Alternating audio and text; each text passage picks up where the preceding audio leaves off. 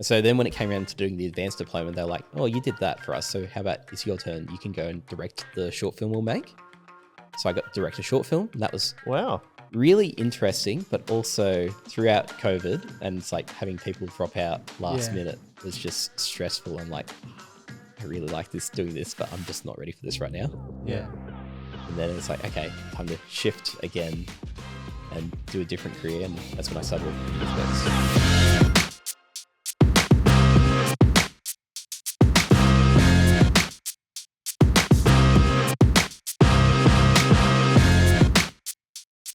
Oh, okay. How old were you around this time then? That was 2020. Yeah, 2020 is the first COVID. So 2020. So how old are you? I'm. Well, 29. how old were you then? 5 years ago, so 23. you're probably 23. So 5 years ago, I was 24. Yeah. Yeah. So you would have been 23 because you're 28 now. Yeah. Right, yeah. Yeah, 23. This is what I'm fascinated about, and I'm sorry if I make too much of a point, but I think that the homeschooling, that we talk about the benefits of homeschooling, is you just willing to try stuff. That's what it's really cool about that. Because you like, we just rack these things up. You're like butchery. What else is there? There's the film stuff that you're talking about. There's now you're just saying you're going to youth works. Like they're all very different parts of your career, but and the screenwriting and that as well. That's outside the production part. Like that's really I work fascinating. maintenance now. And all that sort of thing. Yeah. Yeah. Yeah, I think I it feel shows like you've got a lot of skills. That's what I'm saying. Yeah.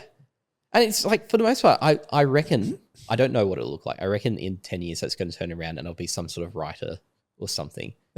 Don't know what that is yet, but I reckon that there's a pretty good reason why I'm sort of jumping around and getting really involved with a lot of different skills. Do you think that God has made, like, I'm asking you, how's your faith reflected in how you do all those different things? Was it hard being a Christian in all these different kind of industries? It's hard being a Christian, being a butcher. Yeah. It's like, they're so sleazy. It's like the one place you can sit down up the back has like pin-ups with naked girls on them. And it's that sort of thing. It's like, I don't want to do this. Well, the first time I met you, I thought you were sleazy. No, not really. No, so that is difficult. That would be difficult. Yeah. And it's the sort of thing where it's like, these are adults who they're really, really hammering me on questions about Christianity and being and also being like, so you think going to church every week is important? Do you think I as a Christian who hasn't been to church outside of Christmas and Easter, does that make me a lesser Christian? Is that what you're saying about me? And being like, I just left school 5 minutes ago. Yeah. How old are these guys? Like 40 or something? Yeah, 30. And so, I feel like definitely it's been a challenge. In TAFE, there was a few times, but I feel like by the time I got to TAFE, I felt a lot more comfortable. And so, after being harassed by butchers.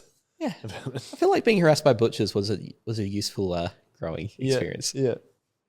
Because but by then you do other things and it's like, oh, that's all right. It's like you can think what you want. Or you feel challenged about not going to church. Maybe you should go to church. Maybe God's saying something. Yeah. Yeah. It's like, but yeah, by the time I'm doing TAFE, it's like I had more than one occasion where someone would just start asking me question after question. I'm like, yeah, I feel confident about this.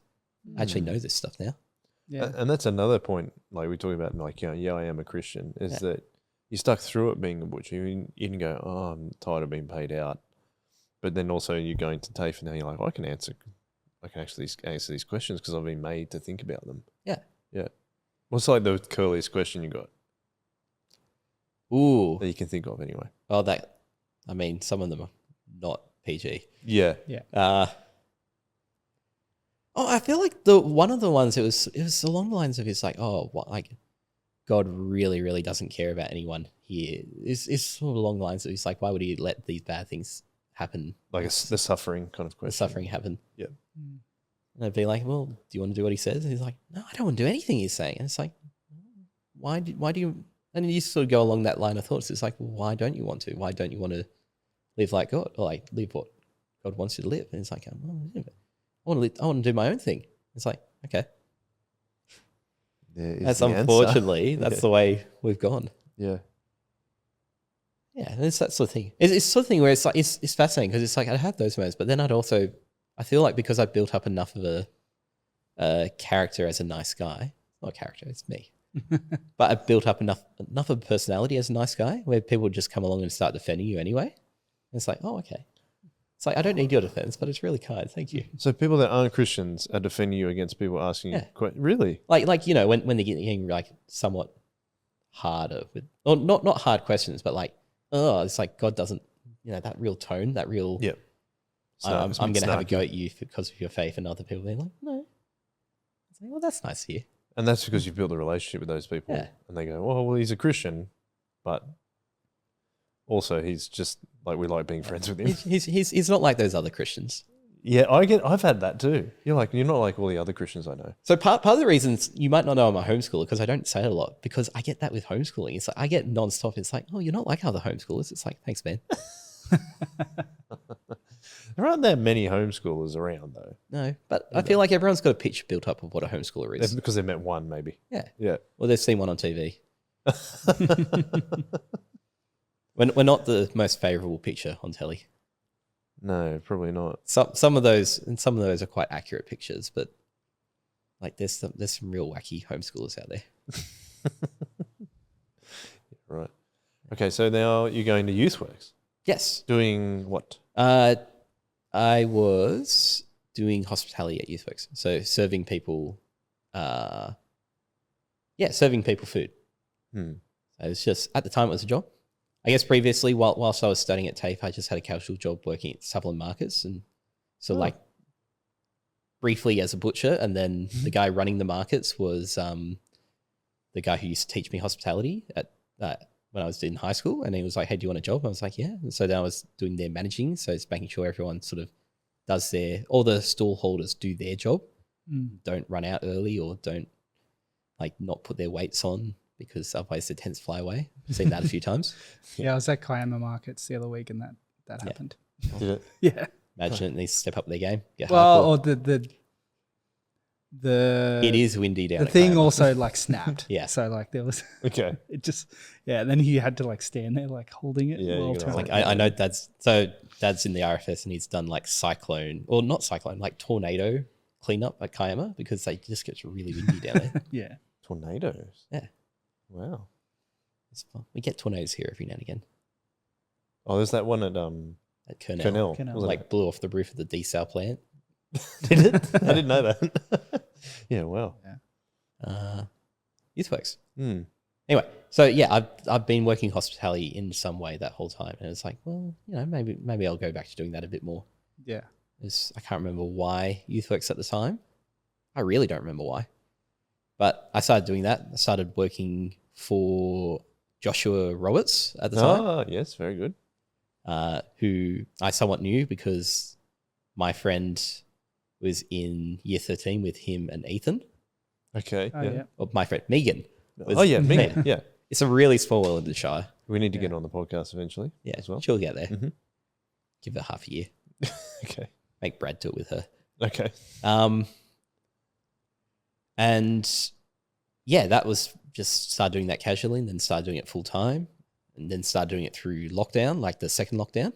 Oh, yeah.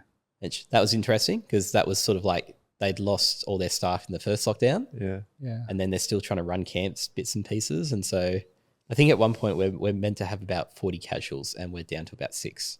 Oh, jeez. And so there was one particular summer week where LIT was going on and everyone was sick. And I think we were down to about 6 or 7 workers. And it's like Craig Roberts, the CEO, was on the floor, like serving dinners. And it was, I don't know, it was a real intense week, but it was also, I feel like when it really, really hits the ground and like everything's sort of not going quite right, and you sort of like really get the adrenaline flowing, it's a lot of fun. Yeah. I know what you mean. Yeah, you're doing like 80-hour weeks, and it's like, yeah, this is fun. It's Yeah. not sustainable. No. And it wasn't sustainable. Yeah. But at the time, you know, you get into it. It's a lot of fun. But this is where, unfortunately, you fell out of love with lasagna. It was. I struggle to look at lasagna now. I struggle to smell it. It's dead to me. It is. Every now and again, I can come back to it and have it for like a meal or something, but it's not. It's not Are you something I going to love. make it? I'm not going to make it. I'm not going to make that. Mum makes it every now and again. I'm like, Okay. You're like, come on, Mum. yeah, well, she knows better. She makes a really nice lasagna, so that's me. Mom, but you know better than this. I don't want lasagna, Mum. You know. Okay, so now though, you said you work in maintenance. Yes. And where is that at? So I work for Danebank Anglican School for Girls. Mm-hmm. I do their maintenance where I work 1 to 9 in the afternoon. Yeah, it's a funny shift for you. It's a really funny shift. Yeah. I don't quite know why. I was going to say, yeah, why is that? Is it just having time when students aren't there? There's It's a bit less that. people there. It's a bit that. So it's like I'm not trained for maintenance in any way, shape, or form. And I'm very open with that with the interview. But they were sort of looking for somebody who could do. You sort of look after the grounds. You look after like any sort of rubbish that's around the place. You look after locking up.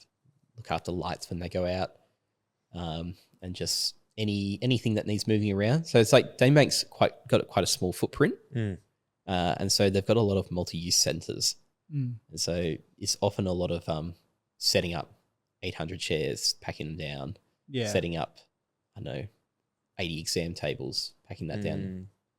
So I did 90 exam tables and chairs last night. On your own? Yeah. It's often on my own. Is it? You get in to read them. Yeah. Put headphones in, put on a podcast, listen to the Chip Lunch podcast and others. Yeah, and others. And Shock Absorber, obviously. Yeah, of course. I really like the Weekly Planet. It's really funny. It's a couple of Aussie guys talking films and TVs and stuff. Okay. Yeah. It's really interesting. Is it a bit lonely though? I find I'm a guy that will get lonely quickly. Yes. I feel like I'm starting to feel it a bit now. And so, like, I can't do Bible study. And so that's a real kicker. And I think it's something I'm starting to consider what's next in that department. So that might be happening sooner or it might be happening later. We'll see. But yeah, I feel like at work, it's fine. I'm fine being by myself. I'm fine. Like, I know, just getting the work done by myself. Are you the only person in the school, like later at night? Oh, there's other people. Sometimes. So it's like the cleaners are there till 6 and I get on quite well with them. There's often teachers there till late because private school, I don't know why. They don't like having lives. They get holidays, I guess. Yeah. But they're just, the principal's often there till like 8:30 or 9 at times. You have to kick her out. Get out. Yeah. It's like my one bit of authority I have over her is to like get out, go home. It's like you've had all these hours to do your job. Now it's time for you to rest. Okay. And sport's always going till late. But even then, it's like I'm fine at work, just doing my own thing. If anything, I struggle a bit more now to work with others, which again, it might be looking to solve that sooner or later. But like that's fine. I feel like it's the social bit. It's not being able to catch up during the week all that much. I'm able to do this. Yeah. Like I hang out with little old ladies on a Thursday morning, doing painting and arts and craft, and that's lovely. It's a lot of fun actually. But yeah, for the most part, it's fine. I feel like I've always enjoyed driving out places, and so it's one of those things where it's like if I'm a bit stressed, if I'm a bit like strung up or like just a bit worked up or something, it's like I love to go for just a long drive somewhere, and so that could be go for a drive up to Newcastle, or it could be go for a drive to Cooma and then drive back to the same day. Or it's like it's the act of just driving into some place I don't get to go normally. It's just really enjoyable. You try and find little places. So it's like I found a cool little waterhole at Braidwood a couple of weeks ago, needed a chance to just chill out and be by myself, and that was a cool little place to discover. Are you doing this on the weekend? Yeah. It's a bit of a drive to Braidwood, isn't it? Yeah. Okay. I had might have been Australia Day. It's like I didn't actually end up with any other plans, so I was like, yeah, I'll do that. Okay. This is where you're consuming all your podcasts too, obviously. Oh, yeah. Oh, yeah. That and work. This is that. It's audiobooks. I love audiobooks. Yeah, what do you listen to right now? Oh, just before we get I found out the name of the fishmonger in Asterix. Yeah. Unhygienics is his name. Of course. That's great. We need to have a chat about Asterix. Did you read Tintin as well? Oh, I love Tintin. Yes. Me and Jeremy are going Man, solid. to nerd out on the two best graphic novels there are. Man, the French and the Belgians. French and the Belgians, that's right. They did something. They did something with their comic strips anyway. Yeah. We were talking earlier about like Belgium and King Leopold. Yeah. Mine, Fourth that popped in my head, and I chose not to go there. Yeah, it's like the worst of Belgium, and the best of Belgium. Yeah, that's true. Yeah. Hergé and Goscinny and Uderzo was Asterix. Goscinny and that's Uderzo. very good. Yeah, I could have done that. that's right. It's like I know all the characters, I just don't know. Well, I used to listen to an audiobook of Asterix, and it's Oh, yeah. like Asterix and Cleopatra by Goscinny and Uderzo. How did they like describe each panel? No, I think they They wrote. adapted it to be Okay. I was like, a bit more okay. narrative. And in this I know, picture, Garfield here is really not happy. Garfield is sitting in bed. He says, "I hate Mondays." That's the joke. Well, you probably won't like Garfield too much. He likes lasagna a lot. He does like lasagna a lot. Mm. Maybe I related with him once, but not anymore. You used to be Garfield. I used to. And now I can't think of a character that hates lasagna, but I don't know. And so in the Garfield movie, like the live action one with Bill Murray, the villain in that hates lasagna. I'm pretty sure the villain I think is like Kevin from The Office. okay. Maybe that might be wrong. It's probably wrong, but yeah, no. So I relate with the villain from the Garfield movie from 2000 and something. In the recent times. Yeah. So can I ask you though? This is a Soul Revival podcast. How did you end up coming to Soul Revival? Well, yeah, because I was at Sylvania for quite a long time. Hmm. I was at Sylvania for 27 years, 28 years, 28 years I was at Sylvania. I think... So I've always sort of known about you guys. Like my earliest memory of Stu is I was doing SEBS at Gymea Anglican. And I remember Stu and a bunch of boys throwing chairs at each other across the church. That has nothing to do with why I came to Soul Revival, but that's always been stuck in my head. Yeah. I started coming along because of year 13, not because I did it, but because Megan did it. Yep. And she came and visited Ethan one time. And at the time, me and Megan were in a Bible study together.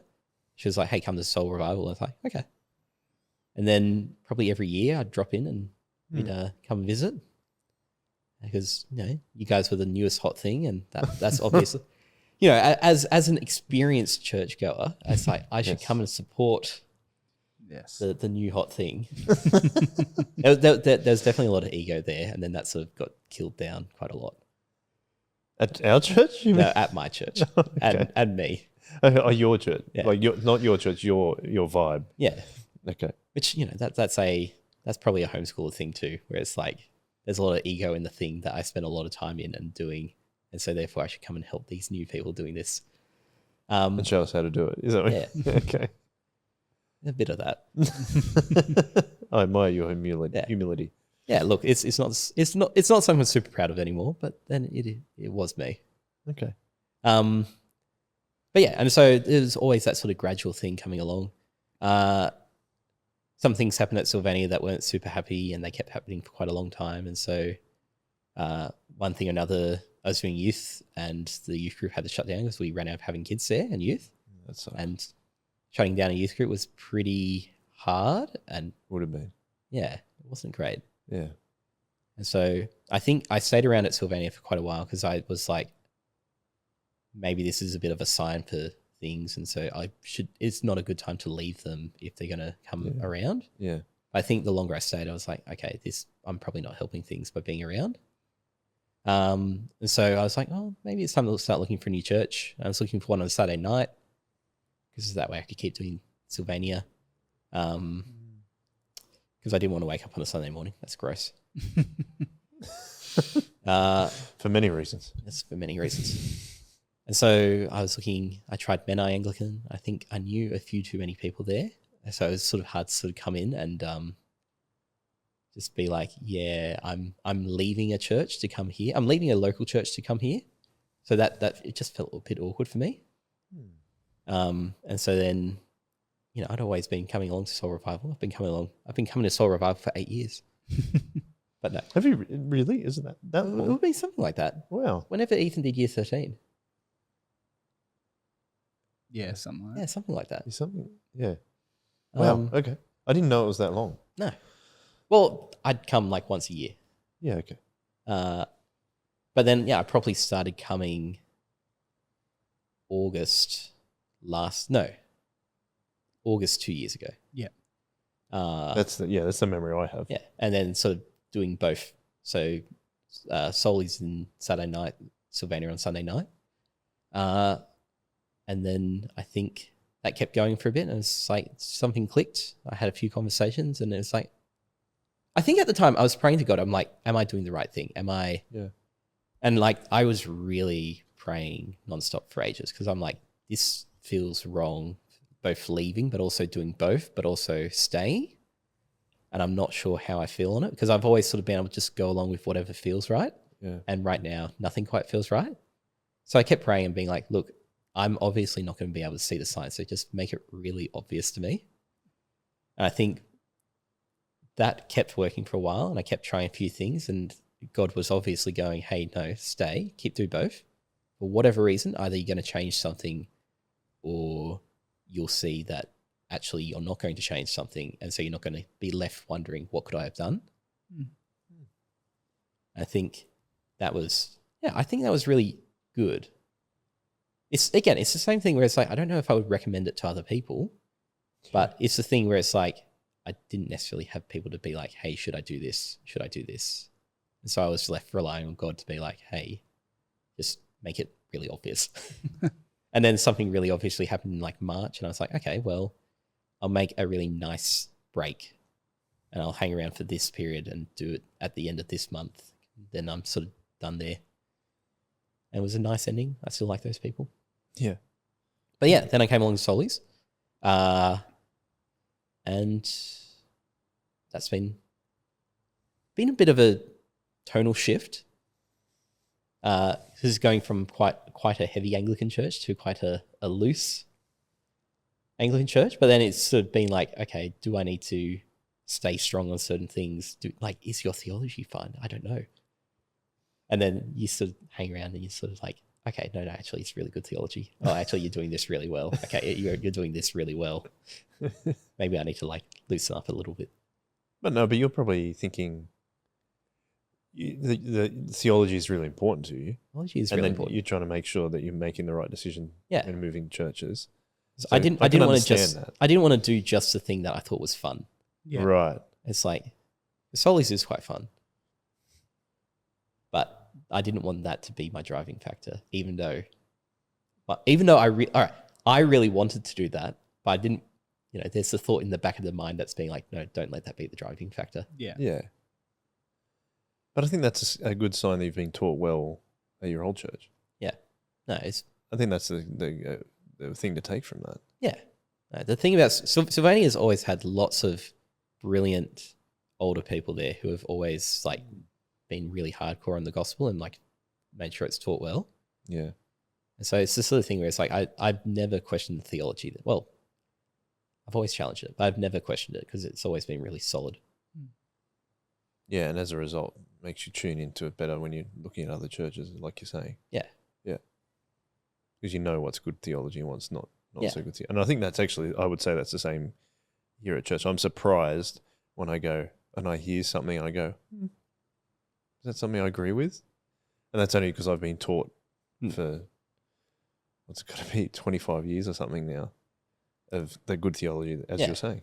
It's it's the thing where it's like you look at Stu's character, and Stu is very loose and chill and hey bro, and then it's like, okay, it's like is this fine? Is he a minister? And then you listen, it's like, okay, no, actually he really knows what he's talking about. He's really solid, and that's, I feel like it was my approach to Solis, where it's like, oh, it's like these guys are so chill and loose and stuff. Are they fine? Mm-hmm. And it's like, okay, yeah, no, they're good. Was that hard to leave? Yes. Yeah, I'm sure it would have been. I think that's why it took me a year to move on.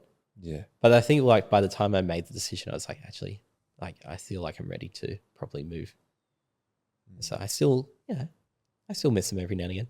No, I admire your commitment. Yeah. That's really important to your local church. Yeah. That's cool. Yeah. It was really, really important to do them right. Yeah. No, not just get out of there and Yeah. Yeah. To love them. Yeah. That's what you're saying, I think.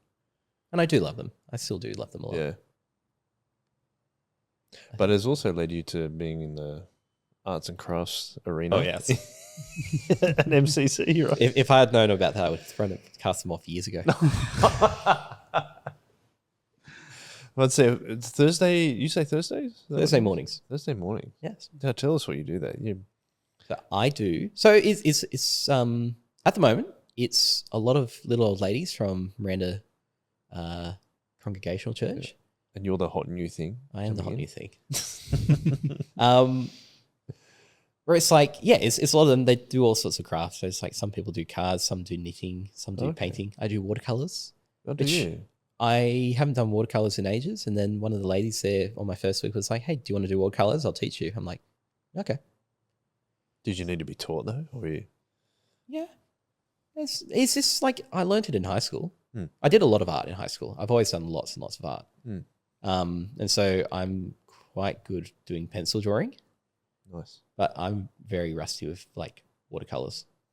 So she's been very helpful. Awesome. What are you painting? At the moment, I'm doing a wedge-tailed eagle. Oh, what? A wedge-tailed eagle. Oh, wedge-tailed, yeah, bird. A bird. Bird. Wow. It's like I saw it in Tassie at the start of the year. Is it? Yeah, in the zoo. Not in the wild. In a book. I saw some cool animals in the wild. It was like a quoll. He took a cool photo. I'll do that one time. Oh, excuse me, just yawn, but not because you're boring. Oh, thank you. As I said, I went to bed very late last night. You did. Yes. Attacked by moths. Good cover. It's the moths. They're vicious. Yeah, vicious moths. Yeah. And it's like the first time I rocked up, like the first day, it was I walked in the front door and I got a lot of very cautious eyes. What are you doing here? I'm like, oh, I'm here to do the art. She's been talking about it. And they're like, okay. Yeah. Why? Can you paint? Can you draw? And then now it's just casual. It took me like an hour and then they were like, yeah, this is cool. This is fun. Good on you, man. I feel like I've always spent a lot of time with older people. And sometimes it gets very, the young people aren't doing this. The young people are doing this. This is what the young people are doing wrong. This is what we used to do. And you're seeing them being like, yeah, I know, I'm right here. Thanks. Yeah. But then you sit down and do art and there's none of that. It's just talking about life and talking about, oh, this is what we used to do. This is what we've done. Yeah, you're building a relationship. Yeah. They're keen to hear what you're up to. And I feel like, and there's that moment to turn off, or like turn off conversation and just focus on what you're doing. And so if you've got that moment to like break up the awkward silences, and you can just start talking casually and coming in and out of conversations. And maybe if a conversation is a bit boring, you can just sit there and paint and listen. So actually that's, I think, is the most useful thing, where it's like you can sit there in a boring conversation and not be bored because you can be doing something else. Yeah. Most of the conversations aren't boring. But it's that equivalent of like when you're a youth group leader and there's a bunch of, and it's the start of year 7 and there's a bunch of year 7 kids standing around, they don't really know what to do, and you just roll out a soccer ball. Yeah. Like, oh, cool. All we need to do is try and see how long we can keep the soccer ball in the air. Yeah. And all of a sudden it's like the pressure isn't on standing across from someone and trying to make a conversation. Oh, we're just doing something together, and then the conversation kind of just happens. Yeah, that is 90% of my youth ministry, because I didn't know what year 7 was like for year 7 boys. So it's just like, awesome, let's kick a ball. Yeah. Yeah. And it's just extended time together. Something that Braden really has talked a lot about is that you spend lots of time together. You're actually going to get to know each other well. And then you're doing it around something you kind of like doing as well. Are you going to venture out from watercolors to something else? Probably not at the moment. I've got some oils at home. I'm like, I just need to get like, I was trying to think of what the word was. There's some like the cleaner you use for oil paints. Oh yeah. Because Braden's also artsy. Yeah, he is. Yeah. He's very artsy fartsy. I've been to craft group. I'd like to come more. Oh, have you? But You've gone as well. I did the devotional. Oh, I'm cool. doing one coming up, I think. Yeah. Oh, that's nice. Yeah, it's a good hangout. It's good to chat. It's good. Yeah. But yeah, I might do some oils soon. But The only thing I Yeah. can think of is terps, but that's not what you're using for oils. maybe it's terps. Yeah. It is terps? Terps Yeah, or yeah. metho or Yeah. Oh, methylated spirits. Yeah. yeah. I do charcoals. I do that at home every now and again Ah. because I did a charcoal class up at Hazelhurst and that was really interesting. And when I bought it, it's really messy. Yeah. It's like you get so much deeper shades of, it's just really, really dark colors, but you can also do really light colors. And so you can get so much more shine and like depth to the drawing. That's interesting. It's like, so I'll do that every now and again. I don't do that up here because it's a bit messy. Yeah. Might get in trouble for making a mess. I think what I like though is hearing something that you really enjoy. So you obviously really enjoy art, which is great. But I'm not heaps in art, but I enjoy hearing you. Like you just that example of you talking about charcoal paint. Charcoal, is it painting or is it just charcoal? Drawing. I really enjoy hearing stuff that other people enjoy like that. It's all about the reactions, isn't it? It's like when you're making movies, it's all about, it's like the most interesting thing in a movie is seeing someone react to something. Yeah. And so it's so not a reaction channel, but you can see why they're so popular. But like it, you can give a cool speech in a movie, but it's what really engages you is like seeing how people are reacting to that speech. Right. It's one of those things I was thinking about the other day where it's like, I've heard the story about how Lewis became a Christian. And like, for me, that's like, oh, that's cool. Like a guy not being a Christian, becoming a Christian, that's cool. But then it's hearing like all the different stories of people who like, we were here with him this time. It's really, really cool for us. We're so excited about it. It's like, that's where you can really get the joy from it and the enjoyment. Like, yeah, it's like now I'm excited about Lewis becoming a Christian, even though I didn't know him when he wasn't. Hmm. So it's all in the reaction and how people can talk about it. Yeah, I think that's cool. Brandon, you have any other questions before I ask the final question? Oh, the final question. The final question. The final The grand question. finale. Final question. I think it's been really cool. This is the background music. Oh, yeah. Europe's one hit. I think it's been really cool. Like you've spoken about like enjoying having time to yourself, but also I think it's really cool how keen you are to hang out and do stuff. So like, I don't know, I hang out with Jeremy on a Saturday night, but I also see him a lot at Cronulla. Oh yeah. And like Thursday if I walk into craft group. Artsy fartsy day. Yeah. Or when we were hanging out over summer, Jeremy was hanging out a lot of that, sick. which is really sick. That was fun.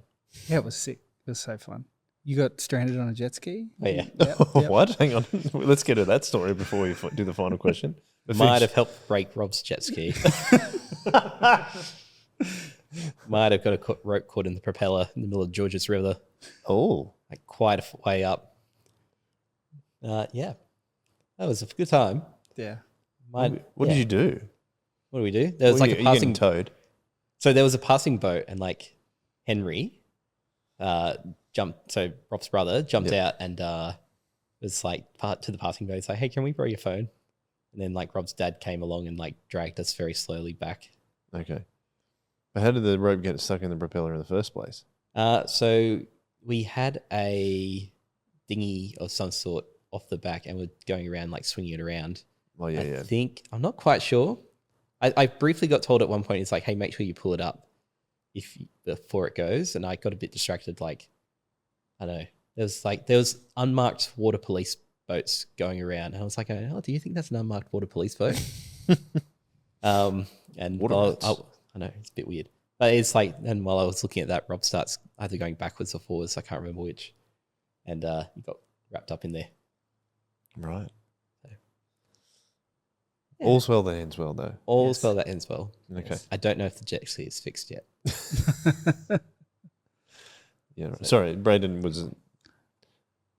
Oh, I was just saying, I got involved a lot. yes, which I think is really cool. Yeah, I and appreciate how that too. like, what do you think led you to getting involved a lot? Like, what do you reckon that step was, or is it just where you've kind of come from? It's probably where I come from. Like I got really, really involved at Sylvania. Yeah. So it's like I was doing youth. At one point I was doing Sunday school. At one point I was on parish council. And I was the guy who's organising working bees to look after the property, and I was on synod, and I was on. And so I don't recommend doing everything, but it's like it's that sort of thing where it's like I'm just sort of keen to take on a role if it comes along, and in this case, it's sort of I'm having to be a bit smarter because I am that little bit older, and maybe my body doesn't hold up as well as I did when I was a little younger. I'm sure that's only going to get better at this point. Yep. It's like if there's an opportunity to hang out, I'm just keen to hang out. Yeah, absolutely. It's like, yeah, I don't know. I love supporting. It's like I think I struggle a bit to lead right up front, and I struggle a bit to not do anything. But it's like I know I'm quite good at like just getting in there and being good at supporting. It's something I can do relatively well. Yeah, absolutely. So that's the main thing where it's like, okay, it's like I can do this. I can help in this way. I think with Soulies, it's like, well, whilst I'm on two churches, you don't really want me to be serving two churches at the same time. But it's like, well, okay, but at the same time, I feel like I can serve at least by being here, being around. Yeah. And it's good for me too. Yeah. And people make a party. People make a party. Can't disagree with that. Speaking of parties, your life sounds like it's been a bit of a party so far. A little bit. What would you, if you could go back in time and speak to you said you've been a Christian for as long as you can remember. What would be a time or place where you could go back to, and what would you tell your younger Christian self? So I've actually thought about this question quite a bit. Excellent. And I think the trickiest thing is I had so much good advice when I was a kid that I did not listen to. I had so many things as a kid I knew I should be doing and I just didn't do. So you think if you went back that you wouldn't listen anyway? A bit. But look, a bit. I feel like even though I've had the opportunity to like share the gospel a lot, I've also had so many opportunities where I have just been scared out of my mind too, and I haven't. Yeah. I think it would be a hate, like seriously, do not worry. It's like whether or not you tell them or not will not make a difference on whether or not they like you. And if they don't like you, then like seriously, do you want to be friends with that guy? if you're being yourself and they're like ill, then it's like, okay, do I, maybe that's not a good friendship. But yeah, and it's been those moments where I've learned throughout the years, it's like, okay, actually people don't start hating you instantly for being like, hey, I'm a Christian. Or from taking that up another level. Like I've always been like, yeah, I'm a Christian, but it's like being able to take that further and be like, hey, come to church. Hey, what are you up to? Hey, it's like, I want to be into your life. So it's like, I feel like it would be, don't be scared. Like God's in control. Yeah. God knows what he's doing. God really has looked after me tremendously throughout my life. And so it's like, why would he stop now? Give us an example of a time you were scared. I'd be really interested to hear that. I feel like, I feel like with my soccer team, I might have said, oh yeah, I'm doing church. Yeah, I'm not going to be at this game because I'm at church and I don't want to like slowly. And then back into the hedge. Yeah. But it was never like, hey, come to church, come to youth, come to anything. It was always like, I don't want to ruin this friendship, because I feel like that is the little side thing with homeschooling where it's like, I have these friendships. Yeah. I don't want to ruin that by like being super Christian to them or anything like that. And it's that sort of thing where it's like, well, no, God's looked after you in all these ways. He's put these people here with you. Be open with them. Like, be blunt. That's something I still need to know. I still need to learn. I still get skittish, and it takes me a little while to build up, or it takes me the right day to do it. But as you said, like your friends at TAFE, they really, when you live that way and tell them what you're doing and why you're doing it, and because you're a Christian, like, actually stands out. And I can be open with that. But then it's also, I can be very, even at TAFE, where it's like I'm that bit more mature with it, I'm still not being like, hey, come. It's always like, yes, this is who I am. This is me. And that's you. And you're doing your thing. And that's fine. It's like, well, I feel like I would go back and be like, no, that's not fine. Like, it's have the confidence in yourself, because it's God. And it's like, God is the one, it's having confidence in yourself in this way is having confidence in God. And so it's like, yeah, feel free to go up and ask them. Invite them to come along, and they will probably say no. But then you'll get the chance to do it again, probably. Yeah.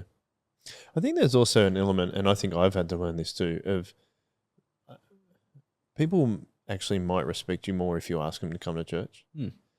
Because I sometimes think, well, if they know you're a Christian, or they find out later you're a Christian, what do they think when they go, why didn't you talk to me more about church? I think that's an interesting thing to think about. I know. We had that. So in Loftus, we live in a cul-de-sac. Yep. And you have cul-de-sac street parties for Christmas. Yep. Because that's a little cul-de-sac life. Cul-de-sac life. And we found out, I came home wearing a YouthWorks uniform at one point, and I came home and our neighbours go, oh, you guys Christian? I'm like, oh, yeah. So our neighbours that we've known for like 25 years, no idea they were Christian. They didn't know we were Christian. They go up to Riverwood Anglican. Oh, really? Yeah. And it's just that no one said anything. No one knows anything. Yeah. We get on well and we catch up with each other every year, but yes, no one knew because no one said anything. Yeah. Huh. Yeah, so you might end up just finding another Christian somewhere as well. You invite them to church, like, already go to one. Yeah. That would have been useful. Should have done that a bit more. Yeah. Well, it's been an absolute pleasure, Jeremy. Thank you for making the time. It's been interesting. Yeah. It's been good. It's been fun. I just want to say that I'm really encouraged. I wouldn't say that we've had lots of conversations, but I'm really encouraged to see your commitment and presence at things. Like, obviously, I can understand why it took a while to make that move from Sylvania, and that is completely understandable, because I think, again, that shows your level of faith and conviction to love those people as well. And you're trying to do it in a way that didn't upset many people, which I think is really important. But then as that's gone on, just seeing you like committing to, like, I know you're getting involved in lots of different ministries, and doing, like, your main service you go to Saturday night, but then you're also doing Cronulla. You're also did the Soul Revival Summer thing. Like, I just respect that a lot, and I'm really encouraged by it. And I think it's really, really cool to have you come into our church now. Like, we didn't plan for it, but here you are, and God obviously planned for it, and it's great to see you. Like, I just love your servant heartedness too, though. That you're like, well, I'll just get involved in this. Like, also the confidence, you talked about maybe not having the confidence to share the gospel. It takes a lot of confidence to go into a room of people you don't know just so you can go do art with them. And I think that's an amazing example for a lot of us at church, that we don't have to, we're all Christians, as you said, like when you went to Next Gen, we're all Christians. And yes, it might be a bit awkward, but to get through the awkwardness and then go, oh, this is great, and you come here every Thursday morning now, that's a fantastic example for all of us as well. So I've been blessed by God making it so that I find doing this a lot of fun. Yeah, exactly. But that's also probably because I've done it nonstop. Yeah, exactly. But it also takes character to do that, and a very strong faith, I think. Yeah. So God is definitely in charge, but you also are responding to him in a way, I think, with your thoughts and your actions that show that you actually are really, we talk about the points of, like, when, I asked you before, like, where are those moments you're Christians? But, like, I think you're doing that on a weekly basis. I think that's a clear sign, obviously, that you're a Christian, but yeah, it's really, really cool. So thank you. Thank you for coming on. Braden, final words, if you've got any. Thank you for waking up early, Jess. Yeah, that's it. That's all right. Yeah. How is the stomach this morning? Is it all right? Yeah. Yeah. A bit funky. Yeah, okay. Yeah. I'm on like a drug at the moment to like help the weights go down. So we'll see. Oh, okay. I know. I'll come back again in 6 months, 8 months. Yep. We'll see how it goes. Yeah, we'll get the callback episode. Spoilers. Part 2. Yeah. But yeah, thanks. I just really enjoy, again, like Joel said, like you turn up, and even though, like you mentioned, you're like, oh, I'm not really the person that wants to be out the front. It's like that's so much less important than someone who's keen to just show up and hang out with whoever's there and bring joy to that situation and be keen to chat. And I think, like Joel said, I think you're braver than you give yourself credit for in terms of the way that you put other people at ease and are willing to have a chat with people. And I think, like you pointed out, like you had a lot of experience talking to older people than you.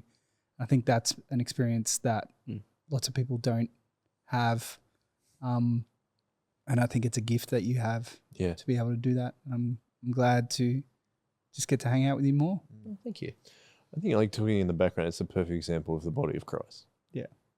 Is that not everyone is put in place by God to be out the front, but we're all put in place at church to love and serve each other. And I think that's what I really wanted to say, is that is exactly what you're doing. Yeah. I feel like, I feel like when you have that understanding as well, because I ever so humbly, but it's when you have that understanding, it's like it is so much easier to get in and to serve others when it's like, well, I am serving God. It's like I am serving God in this particular way, and that's, I don't know, to me, it makes it so much easier. Yeah, it makes the hard days easier. It makes the good days more fun. I agree. Yeah, completely agree. Well, yeah, it's been absolute pleasure. Oh, thank you. To have Jeremy on the Chip Lunch podcast. Thank you very much. And we'll wrap things up. Wrap up the chips. Gosh, I haven't done an episode for a while. I had to remember all my lines. Are you looking for something, Jeremy? Well, I'm like, why don't you have like chicken salt as a prop yet? I don't know. I think we did, didn't we? Back at the old studio we did, and then I think it disappeared in the move. One day. Yeah, one day we'll deck the place out. One day, and we'll also finish with a one way. That's the musical jingle. Yeah.